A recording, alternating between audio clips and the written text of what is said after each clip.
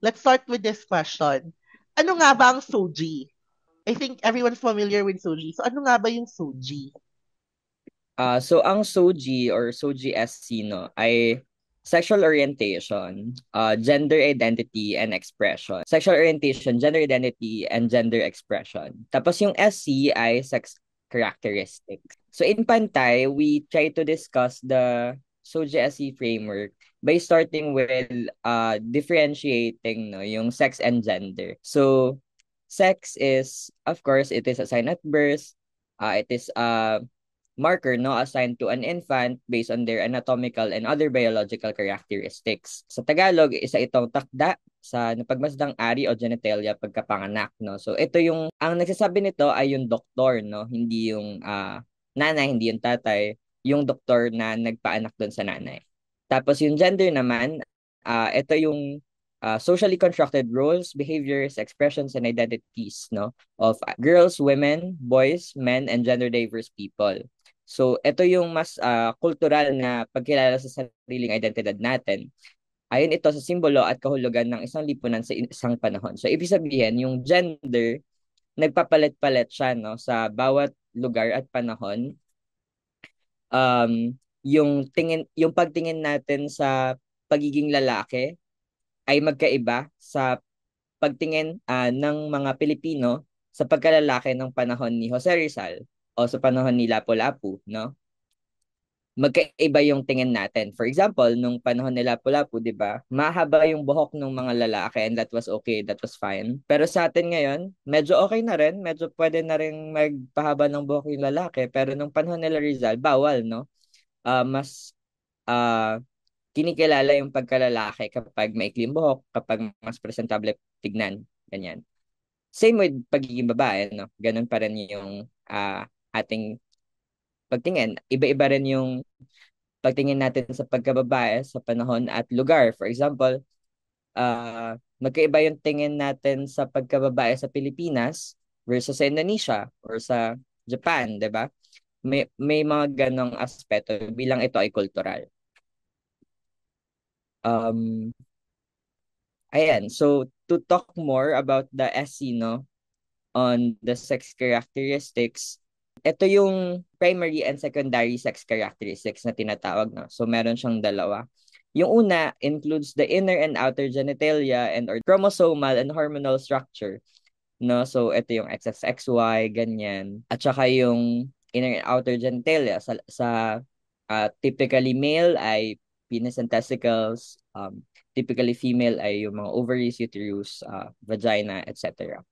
At yung primary sex characteristics, no, usually ito ay nakikita at birth, no? So, pagkapanganak pa lang, usually nakikita na siya. Pero yung secondary sex characteristics, lumalabas siya usually kapag puberty na. So, ito yung ating muscle mass, hair distribution, and stature, no?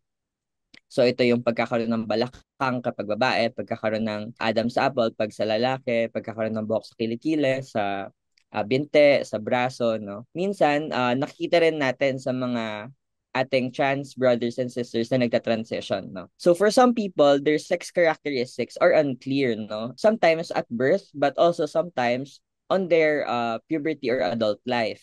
And they are known as intersex, no? So dito, nakikita na agad natin na not only that gender is not binary, but also sex or sex characteristics is not binary, no? Hindi lang male at female yung meron sa sex. Dahil merong intersex people, no? And yung intersex, ay yung pagiging intersex ay isang medical condition, no?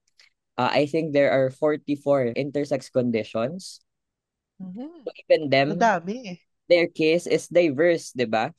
Kasi walang isang, usually, when you meet intersex people, no, hindi sila pare-pareho ng pagiging intersex nila. So, yung pagiging intersex, no, dati ginagamit yung term, but which is now derogatory, no, yung H word.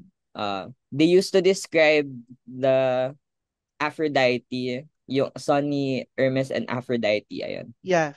Oo. It connotes of a person having two genitalias. So, penis and vagina. But now, acceptable term is intersex. I understand that Soji SE is a bit confusing, no? And sometimes we have to ask the questions directly when we're not keeping up para mas madali yung ating usapan. Ba't dinagdag yung SS, di ba? Or construct laging ng gender ay nagsisimula lang sa Soji. Tapos Uh, ngayon, we're recognizing sex characteristics already. So bakit siya dinagdag? I think that was 2014 or 2014. There was something called the Yogyakarta Principles, no? So yung Yogyakarta Principles ay napag-usapan ng UN sa Yogyakarta sa Indonesia na dapat i-recognize yung rights of people of diverse SOGI. Pero that time, SOGI lang na literally SONGI, no? So only for sexual orientation and gender identity. But after 3 years, when they convened again, they realized that the people of diverse OG also has gender expression and sex characteristic na naiwan, no? So, naging Yogyakarta principles plus 10. So, dun sa plus 10, nandoon yung about gender expression and sex characteristics, which is now recognizing the rights of yung mga perceived to be part of LGBTQ. So, nandun sila sa gender expression. And then, also the people or the intersex community with their rights to not be mutilated at birth kasi some of our intersex friends at birth ay nakakaranas ng mutilation, no, dahil hindi gusto ng parents nila na ganun yung kanilang genitalia, so they just choose one and then undercuts the other, ganon. So they want to protect the children with intersex conditions. So they included it in the Yogyakarta Principles as well. So doon nang galing, no, kung bakit siya nadagdagan nung 2017, and then nagka-wave siya sa Pilipinas na ginagamit na siya sa movement, I think around 2018 or 2019. But for so long in the Philippines, we have only been using yung SOGIE, no? So, that's the reason for the SOGI bill. So, yung gender identity naman, eto naman yung panloob, no, internal na, at pansariling karanasan ng pagkilala natin sa ating kasarian. So, usually, sinasagot ng gender identity yung questions na, ano ako, no? So, ako ay lalaki, okay, ako ay babae, or ako ay hindi lalaki o babae, pwedeng ganun, no? Ito ay pansariling pagkilala kung tayo ay babae, lalaki o iba pa. Maaring kapareho o iba ito sa ating sex assigned at birth. So, ang nagde-decide ng gender identity, no, ay sarili natin, no. Kung yung sex characteristics ay yung doktor, eto tayo lang yung makakapagdikta. So, kung pinanganak kang lalaki pero feeling mo babae ka, then you are a woman, no. You don't have to prove to anyone your womanhood or womanness, no? Only yourself can decide that. Tapos, ayan, sinasabi na maaaring kapareho, iba ito sa ating sex assigned at birth. Kapag ganun yung nangyari, yun yung tinatawag nating transgender, no? Ang iyong gender identity ay iba sa iyong sex assigned at birth. So, kung pinanganak na male and then you feel that you are a woman, then you are transgender, no? Or ganun, something like that. Ang ibang transgender persons ay dumadaan sa proseso ng transitioning. Some transgender people go through a process of transitioning, no? And there are two ways to transition. The first one being social transitioning, no? It is when the trans people come out to their friends and families and change, usually they also change their names, no? And their pronouns, and then how they dress, and then how they talk. And then there's the medical transitioning, no, which includes the HRT, ayan, tapos mga gender affirming surgeries. Alright, just to clarify, pag sinabi mong ako ay transgender, you don't necessarily need to have like yung you don't necessarily have to go through like having long hair or nagpapa-boobs ka na. Pag sinabi mo sa sarili mo na, ay babae ako, you are a transgender. I think so. The recognition that you're a transgender person or that you're a woman, sex characteristics or sex, no? Yeah. Oo. Uh, then that is, enough reason that to recognize that you're trans, that you're not, cisgender, di ba? Sometimes people also describe being transgender as anything that is not cisgender. So, ang pagiging cisgender naman ay kung ang iyong gender identity ay katulad o sumasang-ayon sa iyong sex assigned at birth, no? So, if pinanganak kang lalaki and you feel that you're a man right now, then you are cisgender, no? Pero ayun, yung gender identity ay hindi lang naman siya limited sa pagiging transgender or cisgender. Pwede ring non-binary or queer or genderqueer, mga ganyang eksena, which are all part of the spectrum, no, and are all equally as valid as being trans and cisgender. I think we also need to talk about sex, gender at kasarian, no? Bilang we work in communities, ganyan, it is important for us to know how to talk to trans people and how to recognize their struggles. So, yung legal name, pangalan sa mga legal na dokumento, ito yung birth certificate, sa diplomas, ganyan. But now, recently, di ba, schools are also allowing students to use their live name sa kanilang diplomas. So, yung live name ay yung pangalan na ginagamit sa araw-araw at pagkakakilanlan. So, for trans people, no, they usually have a live name and a dead name. So usually yung kanilang dead name ay yung legal name. But some trans people also still prefer to use their legal names, no, even after transitioning. Yung dead name naman ay pangalan na hindi na ginagamit dahil sa iba pang dahilan. Pwedeng ayaw lang nila gamitin to, pwedeng it doesn't necessarily align with their gender identity anymore or how they express themselves. Tapos yung pronouns, mga panghalip na maaaring maging gendered depende sa wika. Sa wikang Tagalog or Filipino, no, isa lang yung pronouns natin, no, gender neutral siya. So siya, hindi nito kinokonote kung babae, lalaki o iba pa. Pero sa other languages like in English, 'di ba? We use gendered pronouns but also we use gender neutral pronouns like they, them, ganyan. Tapos sa gendered pronouns he, she, ayan, and etc. Ayan, yung gender expression naman ay panlabas o external na pagpapakilala at pagsasabuhay natin ng ating kasarian. Usually, ito yung manifestasyon ng sariling pagkakilala na panlabas na nakikita ng ibang tao. Sabi nga ni Judith Butler, no, how we perform our gender. Kasi gender needs to be performed. Ayan. So, this is how we usually act and how we present ourselves to people and how we want to be perceived and how to we want to be recognized as a person, no, as a human being. So, it could either be masculine, feminine, and androgynous, no? Or others, kung ano yung mga bet na tawag, no? Pwedeng whatever you want, ganyan. Tapos, bali yung masculine, it is how we usually connote with being a man or manliness, no? Tapos yung femininity, we usually connote it with womanness and femininity, ganyan.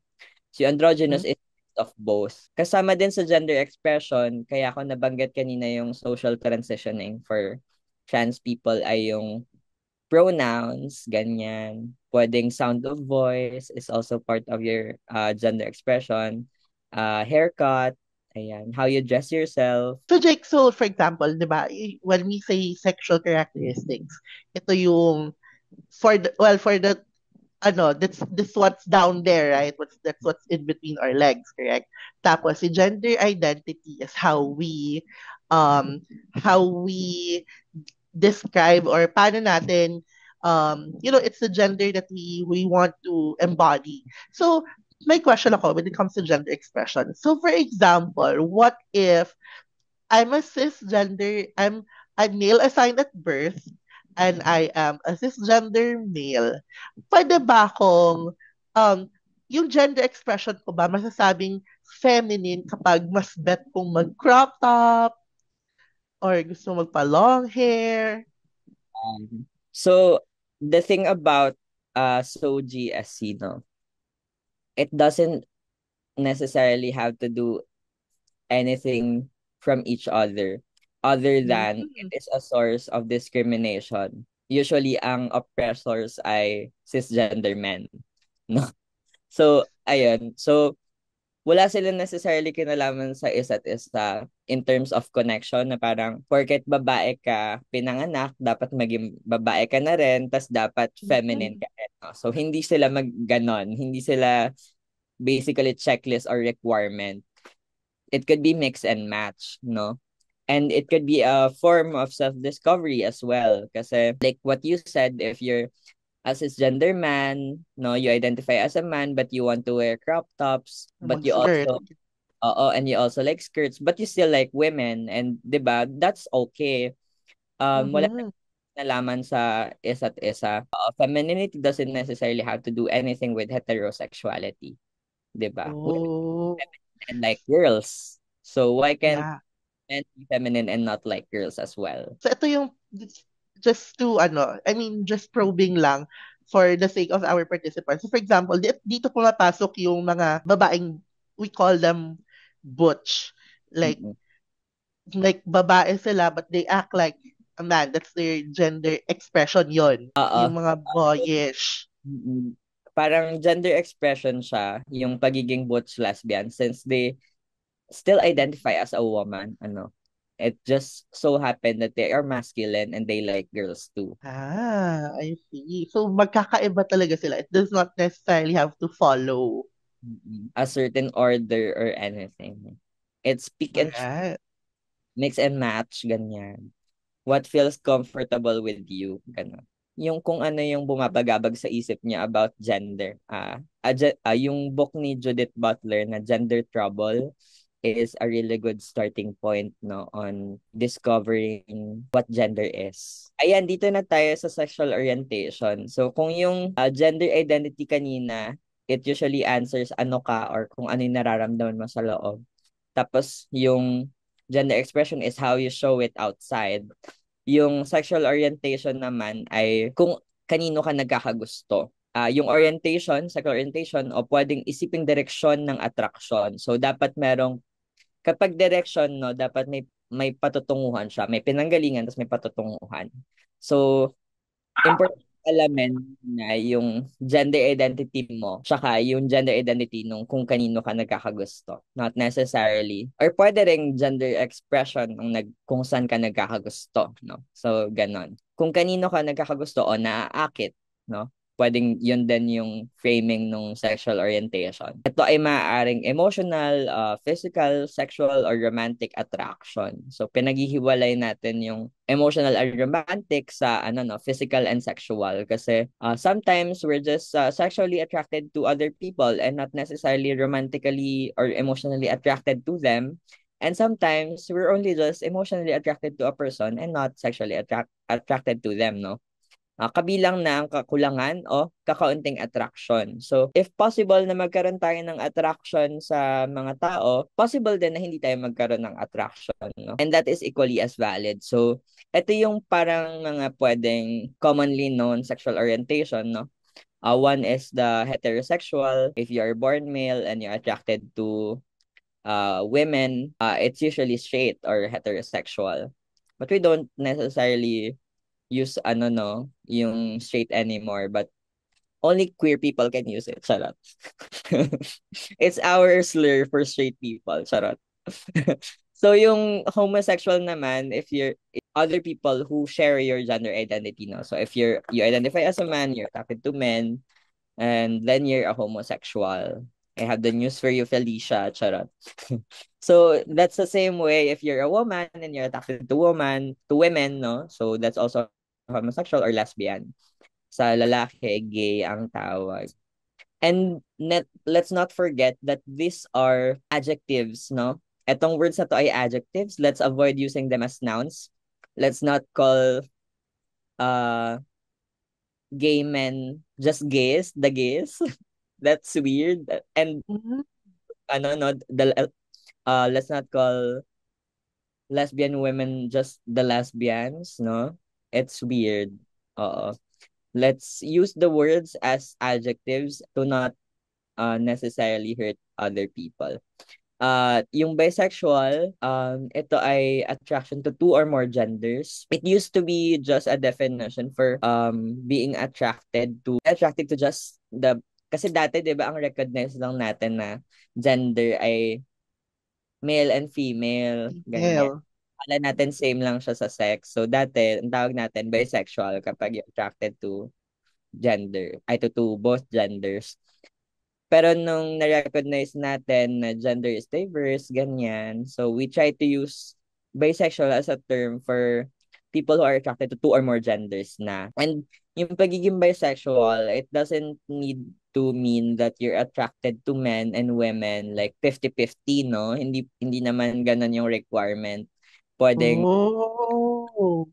25%, tas you're attracted to men 75%, ganyan. Or you're attracted to men 50%, you're attracted to women 20%, and then you're attracted to other genders 20%, ganon. Pwede siyang ganon, no? Pwedeng hindi siya necessarily equally distributed.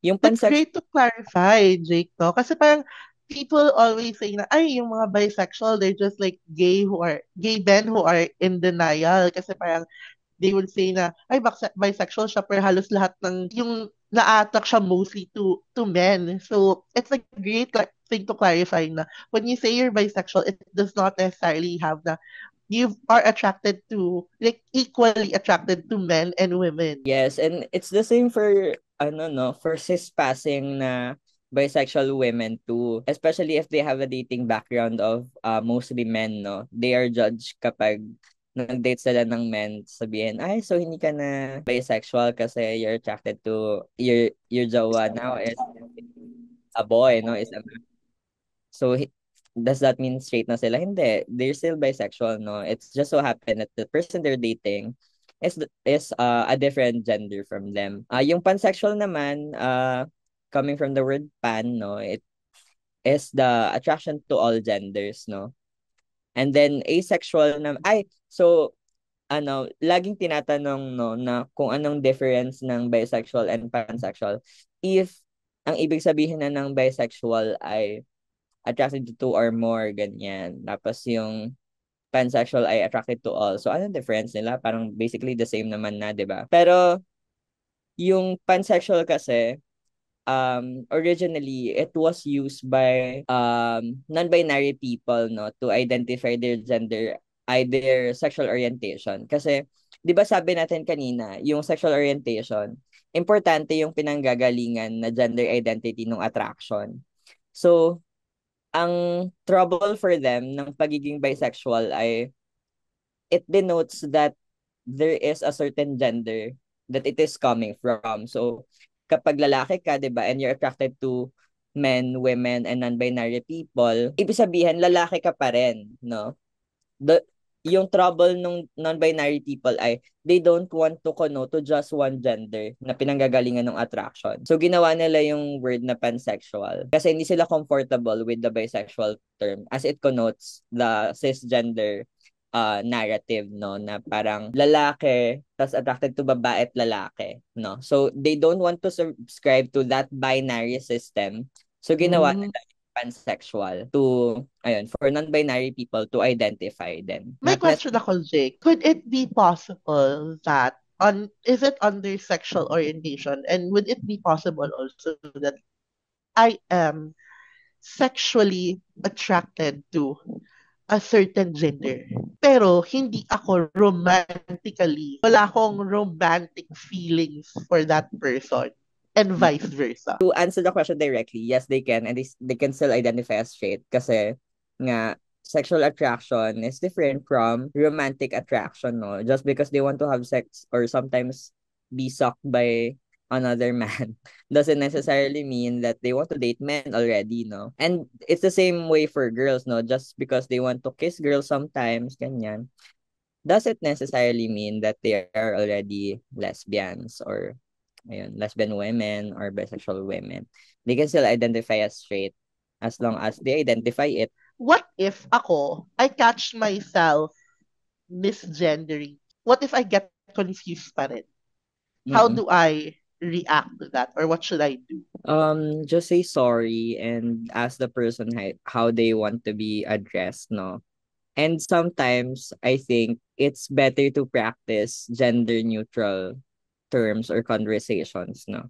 Instead of using gendered words, we can just use gender neutral sentences like instead of saying ma'am or sir, we can say, excuse me po, pwede po bang humingi ng tissue, 'di ba? That way we avoid misgendering people, no? Especially if we don't know their genders and if we're shy to ask it to other people. And I Mm? think a lot of people do not like for me on actually parang napakahalaga na napapaabot natin yung konsepto ng Suji then to everyone kasi parang with as you've made mention yung languaging ng Suji bill because a lot of people do not also understand particularly our cisgendered male and female friends and family members na tayong lahat ay actually may SOGI. So you are a male assigned at birth and you're a cisgendered